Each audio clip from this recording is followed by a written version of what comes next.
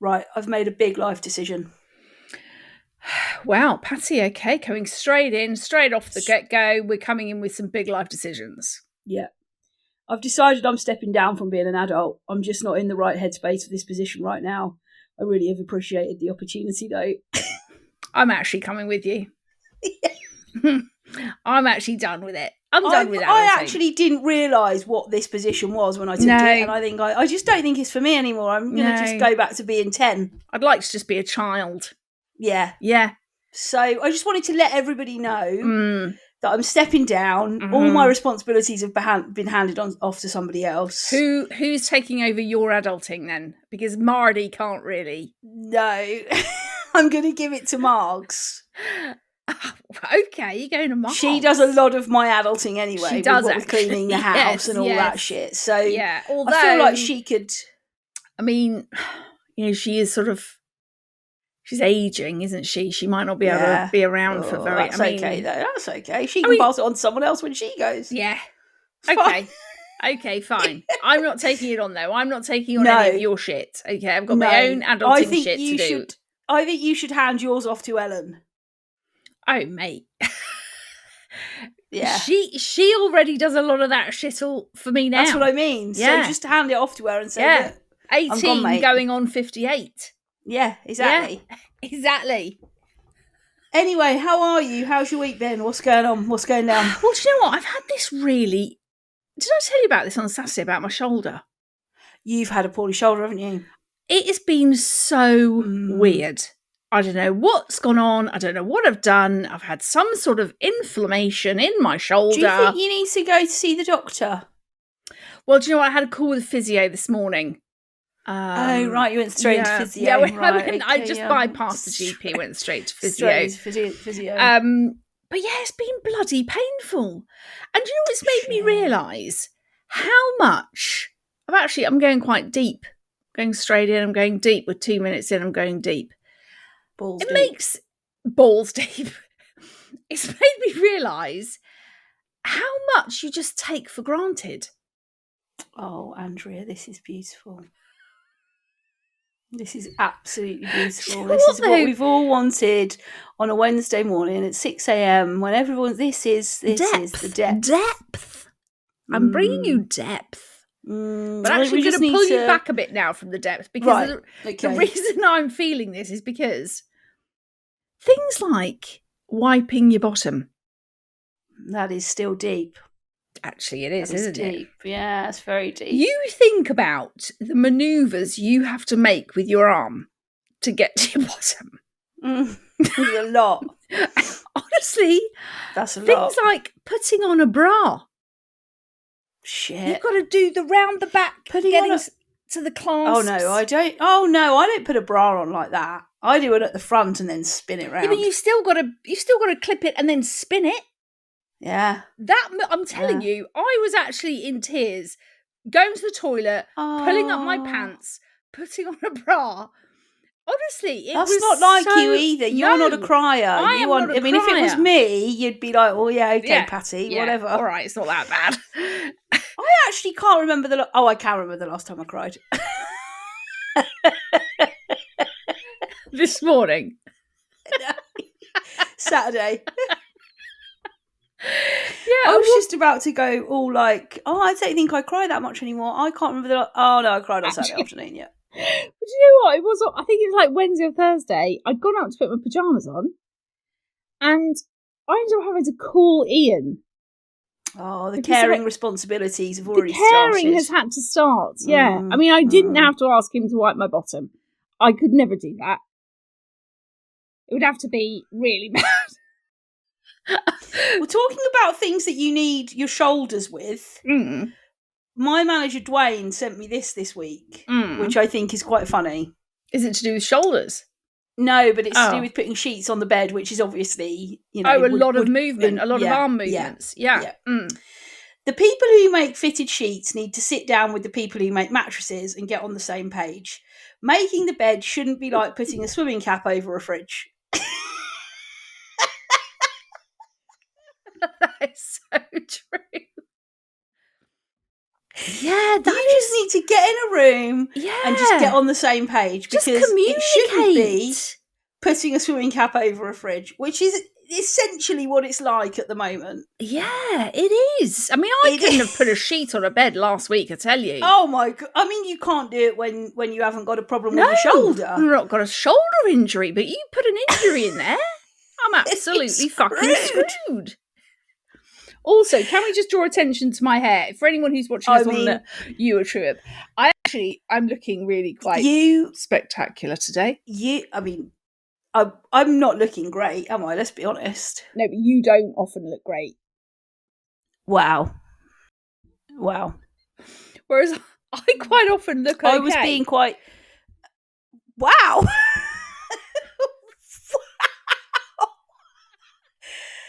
Oh, okay. You know, Patty big bollocks. I didn't say I look amazing. I just said I quite often look okay. Whereas today, I actually look like a wreck. I just forget that we record now with a video. I know. And it gets to like 20 to 5, and I think, oh God, I haven't been on any online video calls today. I've looked like a thumb all day, and now I've got to go on YouTube and look looking like a thumb. Look, if you haven't ever watched us on YouTube, go now and have a look at how wonderful Ange and I look. Yeah. She looks like she's been caught in a tsunami, and I just look like a thumb. That is perfect for both of you. For all of you. Both of you. Both of you. For the two of you that are listening and watching, it's going to be great. Perfect. Have you got any funny shit to bring? You've got no funny shit. I've got no funny shit, mate. No. Okay, well, fair enough. We'll go straight into the content then. Brilliant. Okay, let's crack on. So, we had a great message in from one of our long-term listeners, Sarah. Okay, lovely. Now, I've got quite a few things that shouldn't be embarrassing that are this week. Okay. But I'm going to bring this one first, which I think this one is really good. So this is the message from Sarah. I'm just going to pick out one because she sent us a load. Did she? So I'm going to pick out one from her, and then I've got one from another listener. Okay, fine. Walking through airport security. That is embarrassing, isn't it? When you have to go through the actual... Now it's like a big body scanner, isn't it? You have to stand there with your arms out. And you have to put your legs in a certain place, your feet in a certain place, hands... I mean, I'd struggle with my shoulder, to be honest with you, to do that, but I'd do it. You'd do it. You got to do that, then it goes like... all around you, doesn't it? Even in the queue bit is embarrassing, isn't it? When you're waiting in the queue thinking, right, I've got to get one of those trays, I've got to put stuff in that, stuff in it. Stuff in the I've got to. But recently I flew, as we all know, flew to Belfast, and you don't have to take anything out of your bag now. Yeah. So you don't have to take your toiletries out, you don't have to take your... When we flew to Norway, we went to Norway back in August, we were part of a trial. I felt really important. What? Yeah. Like a clinical trial? Like a clinical trial, but not clinical. No, just a security trial. That's the one. A security trial. And so we went down this, like, you got all the queues of people waiting to go through your security bit. Then we were taken off to the side. I thought, brilliant. I love being part of some sort of trial of some sort. Did you not think, oh shit, they're gonna search my ring piece? No, I didn't. I was just thinking, great. I feel like I am now superior. I'm Mother Superior to all of you other plebs queuing in a different way. I'm going a different way. So we go further up this thing. We go round this corner, and there's like they've put this like big sort of like plasterboard wall up to separate us from plebs. You've got your plebs and your non-plebs. Yeah. We were not in Plebville. They were in Plebville. Right. And we basically went through this whole thing, bit similar to what you must have done, where you don't have to take all your shit off. You don't have to empty your bag. You don't have to have your separate technical gadgets and everything, all the rest of it. No. Honestly, it was a breeze. Yeah. Yeah. Well, they must be doing that now, because when I then flew to from Luton in September... It was just you put your bag in the tray, your bag went through, you walked through you went, through you went. Through you went. Yeah. But it is a weird process to go through, isn't it? And it is embarrassing, but it shouldn't be. Because also, I think you're so aware of, like, saying something wrong. Yeah. Oh, yeah. Like, do you remember that girl at LA airport that said she had a bomb as a joke? Did she? I don't remember that. Oh, LA, this was like not long after 9/11. She decided to walk through LA airport and be like, I've got a bomb in my bag, and then was really surprised that she was arrested. I mean, dude, man, come on. Yeah. Come on. Don't be a dickhead. Come on. Yeah. Don't be a dickhead. But I do think going through airport security is embarrassing. You just feel a little bit on edge. It shouldn't be. Don't you? Just feel a bit on edge. Yeah.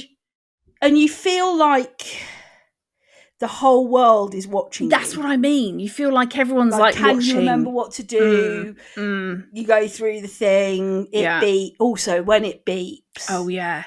Yeah. I had it beeped big summer when I went to Northern Ireland, it beeped. I think it was the underwiring of my Brazil. Oh. But I had to go through, I had to put my feet on this special thing to scan my feet. Yeah, and then they had to like body scan me. Yeah. Yeah, I think it's and the underwiring you do feel of Brazil. like you feel like you're criminal. being naughty, but you know you're not naughty. Naughty. Do you know what I mean? The word naughty, I really don't like it. Oh, I like it. Do you? Especially in a sort of sexy way. Oh. I do. Go on, you're going to be a bit naughty. Yeah. It's so cringe, that whole like, you're going to be a naughty girl. No, not actually. You're going to treat me like one of your naughty girls? Yeah. No. So we had a lovely message in from a listener. I'm going to keep her anonymous because that's what she requested. Mm-hmm. She said, last week I sent in things that shouldn't be embarrassing but are, and you read it aloud on the pod. How I cackled. I wanted to thank you for that particular laugh, as it just so happened, later on that evening, my husband left me and my 2 kids, aged 3 and 7. Oh. I've gone back and listened to that clip several times to experience the levity. Is that right? Yeah. I'm going to start that again. I've gone back to listen to that clip several times to experience the levity again and again. Count me amongst the myriad of other listeners buoyed by listening to your playful banter each week. It's so deeply important, this work that you do. Thank you for always helping me in life to find the funny. A loyal listener from across the pond. Oh my gosh. That is... What a thing to experience. Oh.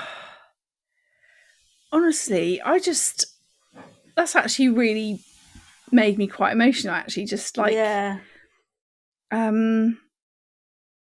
Thank you so much for like messaging and telling us, sharing with us what's going on in your life at the moment. Yeah. And I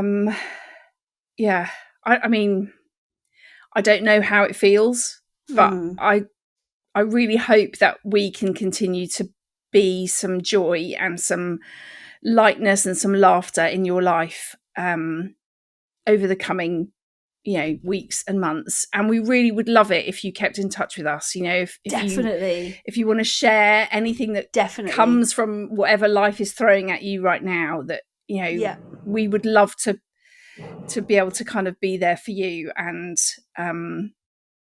be able to kind of support you in a weird way across the miles over a podcast where we just try and find some funny in the shit of life sometimes. And you have absolutely got this. We've got you and you've got this, and you're gonna smash it. And we hope that we continue to make you laugh week on week. Yeah, we really do. Okay, so I've got another thing that shouldn't be I've just dropped my phone. It's okay. I've got it back. What is it, a brick? Do you know what gets on my tits? When you drop your phone in between the hand, like your armrest on your car, or it like slides on the seat. That's dropping anything down there is annoying. Well, but if it's something like wow. Yeah, but if it's something like a lip gloss or something like that, you can just be like, that can stay there. But if it's your phone, you got to get it back. Then you've got to get out of the car. You've got to get under the seat. Well, on one day last week, I could not find my car in my phone in my car. I could not find it. I was pressing the button on my Apple Watch, when it goes, where you can, beep, yeah. And it was driving me mad because it was like, beep, beep, beep, beep, beep, beep. You're like within 1 foot of it. Beep, beep, beep. Where the fuck is it? down. It had slid. Right. It had slid between my armrest and the passenger seat, and it was just sat there like a fucker. While I was wandering around the car, I was in Tesco car park. Tesco park arc. I've never been able to say that, even as a kid. I was wandering around. I started looking underneath the car. I was like, Ruth, man, it's not under your car. It's been trapped in the car since you started driving. But I was getting so frustrated with it going beep, beep, beep, beep, beep, and I'm like, oh, it's definitely in there. Where the hell is it? Anyway, you'll be pleased to hear I found it. Thank God for that. I mean, we were all quite concerned that you might not have ever had your phone back. For that. Yeah. Okay, so things that shouldn't be embarrassing that are. This is from Devon Bumpkins. Lovely. What a Love great that. name. Yeah, Devon Bumpkins. I bet she's naughty. I think Devon's a boy, no? Oh, well. I would think that Devon is a male name. Would you? Do you think Devon's naughty? I think Devon is very naughty. It's so disgusting. I hate it so much. Trying to get the waiter's attention for the bill. Oh God, yeah, that actually is embarrassing. That is, yeah. That classic in a restaurant. You're like, excuse me, yeah. Oh, no, yeah. I actually just think trying to get a waiter's attention in general. Full stop. Yeah. Excuse me. Oh, no, they've gone. Or, excuse me, no. If you're Mal does not give a shit. Hello. He'll wave. Hello. Like he's someone. For those that are new round here, Mal is our dad. Yeah. And when we were in Spain, holidaying in the Spanish Isle, if we were out, Mal would go, hola, cuenta por favor. But that doesn't even work either, because shouting hello, a waiter's not going to go, oh, somebody's shouting hello, they must mean me. In fact, that's going to confuse them even more, because you're probably looking for one of your friends if you're shouting hello. It's like, a waiter isn't going to respond to hello, Mal. Also, if I was a waiter and someone was shouting hello at me, I'd actually ignore you even more. I wouldn't. I'd go, fuck off. Or I'd go, me? You mean me? Oh, I thought you were talking to one of your mates. Yeah. Why are you saying hello Why are you helloing me? I've seen you all evening. I like it when people do I do this, when they do the hand up. Excuse me, hand goes up. Excuse me, no, hand goes down. You do it loads, you do. Yeah. If you're at the point of wanting to pay and leave, you are on it. No. Hello? No. Excuse me. If I'm at the point of needing another drink. Yes. That is my gosh, yes. Because I'm the guzzler. You are the guzzler. Oh my god. Yeah, if I need another drink, I cannot concentrate on the conversation until I've managed to get their attention. Excuse me, place your order. He's gone. And people are still talking, and I'm like, another waiter. Excuse me. No. Sometimes I've been known to get up out of my seat and go over and say, excuse me, is it possible to order another couple of drinks? Mate, if I don't have a drink with my meal, Oh, yeah. I can't cope. You can down 2 or 3 glasses in one sitting. Oh, I can have at least 2 pints of Diet Coke. Yeah. At least. Yeah, I don't know how you drink that much. I really don't. Mate, I'm the guzzler. You bloody are the guzzler. Yeah. Also, you always do this weird thing with your mouth after you drink. I know, my friend Lucy says that all the time. I do 3 different swallows, so I don't swallow it in one. It's weird. I do a mini swallow, mini swallow, mini swallow, and then I stick my tongue out. It's so bizarre. The amount of times I've noticed you doing that, and I've always thought, why does she do that? It's so weird. Yeah. I can't take a drink. Can't get enough in. No, it's that I can't. So, right, okay, here we go then. When you have a drink then, do you just take a big drink of it and swallow it down in one? Yeah, I think so. I'm trying to think what I might do now. I can't do that.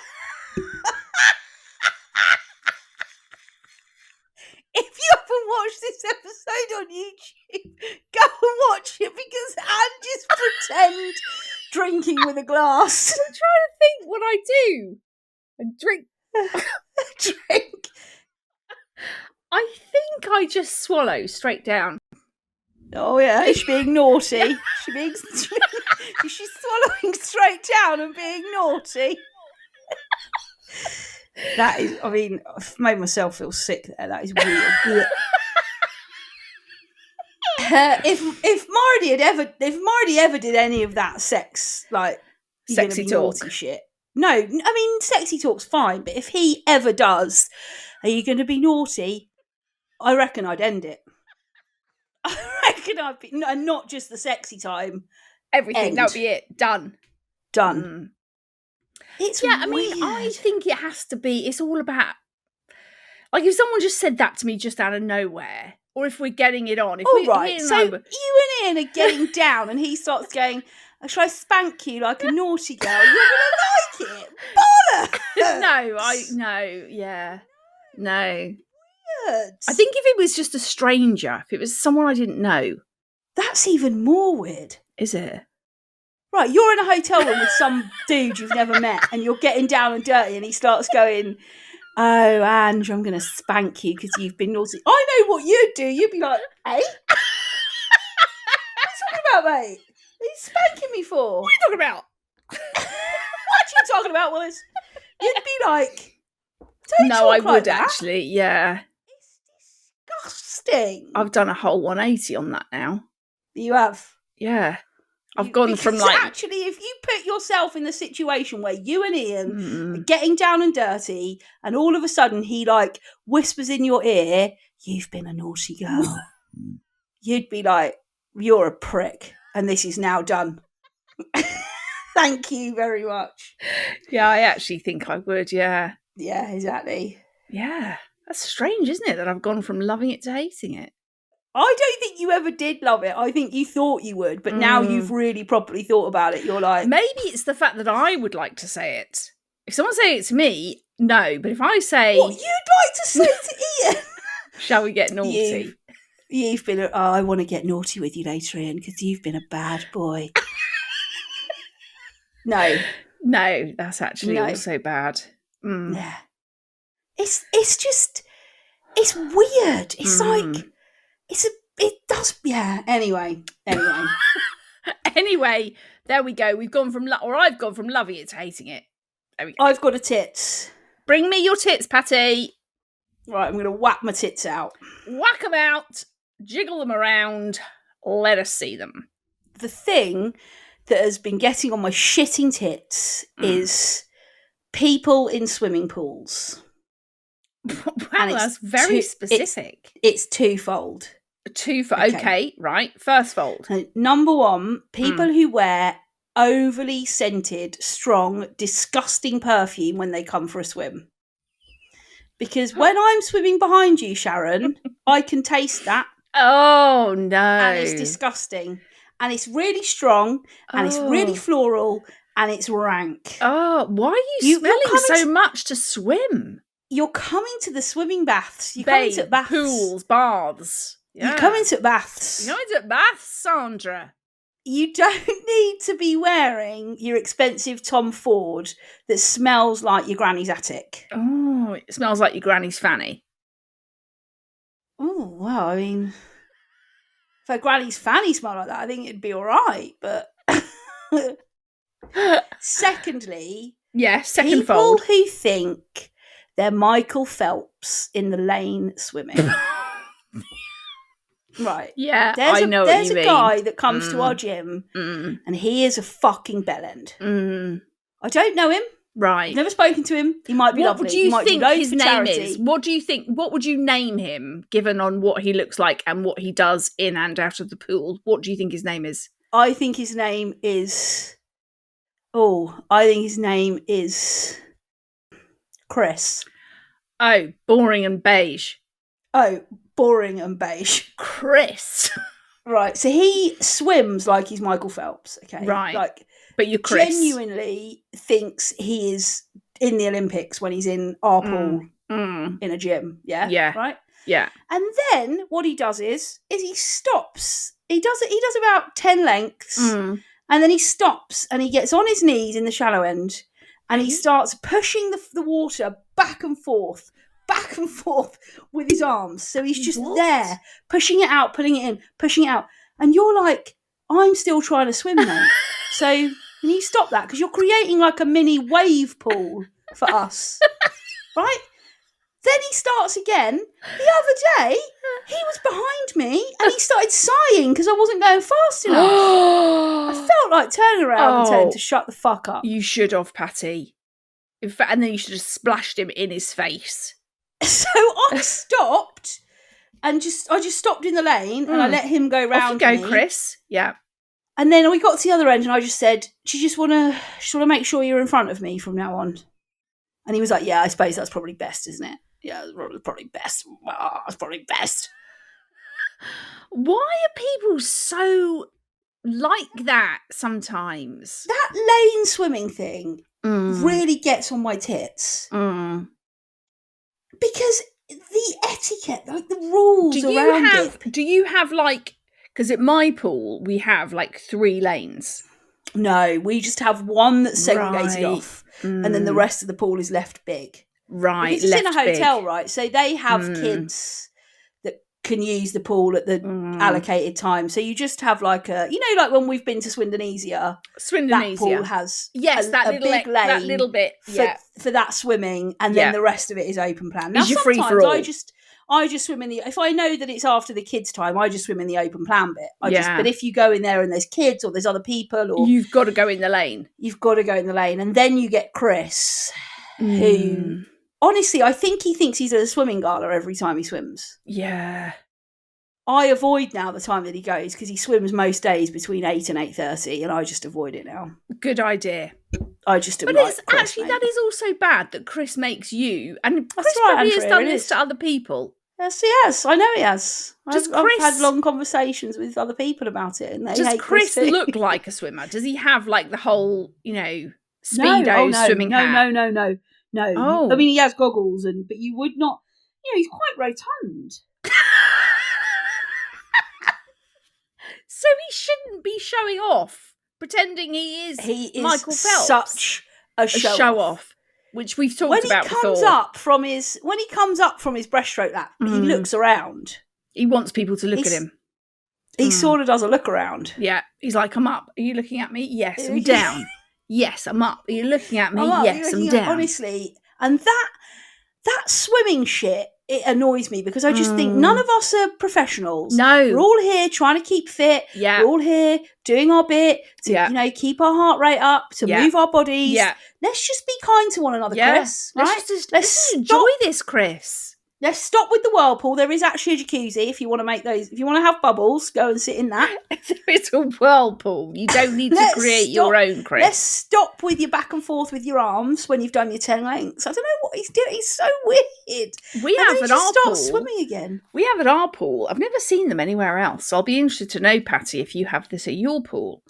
We won't, I don't think. No, I don't think you will. No. We have floats that you put between your legs that are like shaped like a 8. Oh yeah, we do have those. Yeah. So that you can just swim with your arms. Yes. Yeah. I absolutely love those. Yeah.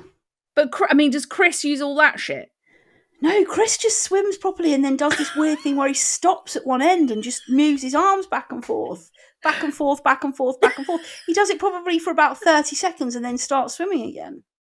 That is very weird behaviour from Chris. It's weird. And it splashes people and you get to the end where he's doing it and you're like, for fuck's sake, mate. But I'll tell you what, Chris, you sigh because I'm not going fast enough, because that's more annoying, isn't it, than you doing that? No, it's not, you prick. Yeah. I feel like saying to him, do you know what you were just doing with your arms, dickhead? Maybe you should try and get into some conversation with Chris and ask him about why he's doing that with his arms. No, because I think I'd end up saying, you're a bell end, Chris. Stop doing that. There's this one woman that's there, and I don't think she realises this, but every time we're in the pool together, she'll say to me, "Oh, you're really good at swimming." And I'm like, "Oh, thank you. And then she'll always say the same thing. I can only really do backstroke. Oh, well, Wow, I think backstroke's quite hard. Oh, she doesn't like. And then she'll say at another point, oh, you swim breaststroke really well. I'm like, oh, thank you. Do you mainly stick to breaststroke? No, I do 10 breaststrokes warm up. Then I do 5 breaststroke, 5 front crawl, 5 breaststroke, 5 front crawl. And then I do 10 to cool down, yeah. I don't ever do a front crawl. It's harder, Ange, that's why. You're a fat bastard. Exactly. Yeah. Yeah. I'm not doing any of that shit. Just give me the breast, and I'll stick with that. Okay, I'm going to end now with a tits. A tits or a dickish behaviour? A dickish behaviour. That's what you meant, yeah.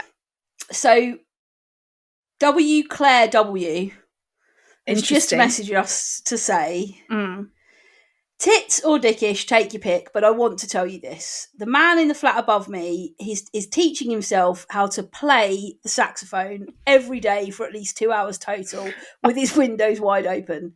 And to say play is definitely pushing it. Oh my gosh. Some bloke above her every day for 2 hours gets his sax out, is a naughty boy with it, and plays a tune. Well, he bloody is a naughty boy. Can you imagine? Even if I had to listen to Dad play for 2 hours every day, and he's actually really good on the saxophone, that would still be annoying. Yeah. I mean, but sometimes Mal can be annoying with that as well. Oh my God. Mal is just obsessed with He's just bands. obsessed with it. He's just blowing everywhere. He's just blowing everywhere. He is though, isn't he? Just He's constantly obsessed with blowing. Sometimes Dad will ring me like 3 times a week, right? And we've had this conversation before about Dad. Yeah. And look, I know I'm so lucky to have both my parents and to get to talk to them on the phone. But until you've had a phone call with Mal, you don't know what we're talking about. No. You don't know what we're talking about. No. And I'll answer, and he'll be like, yep, just on the way home from band. And I'm like, Dad, you were at a band last night and you phoned me. Yeah, I did one Monday as well. Got 3 gigs on Saturday. I'm going to Loughborough on Sunday to play with the retired saxophonist quartet that I was in 1972. And then Monday night, I've got 3 band rehearsals back to back. Yeah, that's what I mean. He's just blowing. He's just blowing everywhere. Obsessed with it. And then he's practicing at home. I can speak to Margs, and she's like, oh, your dad's upstairs blowing. And you can just hear him in the background. And you're like, fucking hell, Mal, leave it out. How does Margs sit up with it? Also, Margs can't have a social life with Mal at all. Bands all the time. He does just... Yeah, he's just constantly at bands, isn't he? When he got dehydrated a couple of weeks ago, which obviously isn't funny, but when he told me the story, he said, I was at this band gig, didn't wear a hat in the blaring sunshine. I was like, right, well, that's dickish. Yeah, didn't wear a hat. And then luckily, Denise, the woman that sits next to me, she had an oxygen machine. Yeah, that's what Yeah. Why the hell is Denise from band taking an oxygen machine around with her? The exact same thing. And I thought, I'm like, what? Has Denise got problems with her oxygen that she has to carry something around with her? It's like one of those thing you put on your finger, isn't it? That you do at the doctors. Yeah. Denise is just kicking around with that in her clarinet case, just in case. Maybe it's something to do with blowing. That's what I think. Maybe it's the blowing. That, you kind of... It's the blowing. Maybe it's because I am blowing that I am dehydrated. What are you doing? That just solely came to me, that little tune. Maybe it's because I'm a Londoner. Maybe it's because I'm dehydrated. I hear that in my dulcet tones. Maybe it's because I am blowing that I'm lacking in oxygen. Thank you, Brenda, for bringing your machine. Denise. Sorry, Denise. That was that. I don't know how we got onto Mal being dehydrated. Well, because of her neighbour learning the saxophone. Yeah. Well, our neighbour, one of our neighbours, Logman. Not his real name. Yeah. Just call him Logman. He cuts up logs. He's got stacks and stacks of logs. I wonder how you as a family came up with that name. Called a meeting, right? This guy next door cuts loads of logs. What should we call him? Log flume, no. Logman. Yeah, let's go Logman. But Logman, he sometimes plays his trumpet. And you just... honestly, like, every now and then, just randomly, you'll just go... Is he any good at it? Not really. He just... like big sort of blowy trumpet sounds. But it's just like, there's no reason for it. I sort of think, why now, Logman? Like, I'll just be in my house working away at, I don't know, 3:30 in the afternoon, and then you hear Logman out there blowing his trumpet, and it's like, come on, mate. No one wants that. That just reminds me, whenever you talk about Logman, I just think about Ian going next door. Ian's not a drinker at all, and Ian going next door and joining the band with them and drinking about 3 pints of homebrew, probably about 17%. Wow, he was coming back absolutely wasted. Yeah, he couldn't function. He couldn't talk. He couldn't walk. He couldn't do anything. And then Judy, Logman's wife, Logwoman, as we like to call her, Logwoman, she came round and blew a whistle down our Ring doorbell. I know, that video is so funny. One of those ones with the pulley bit. Hello, Angie. I was just like, no, Logwoman, please just leave. I told the kids to tell her I was in the bath. Classic. Anyway, that is the end of another stupid episode. Yeah. Very silly. Bloody loved it, though.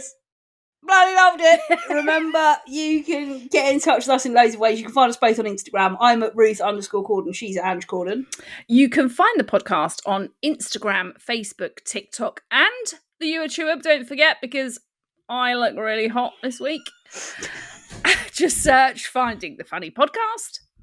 Or you can send us an email, although I've been kicked out of the Finding the Funny email account, so I'll try and sort that out this week. I've been kicked out for about 3 weeks now. I will try and sort that out, but do send us an email, findingthefunnypodcast@gmail.com, and Ange and I will be back next week helping you to find more of the funny.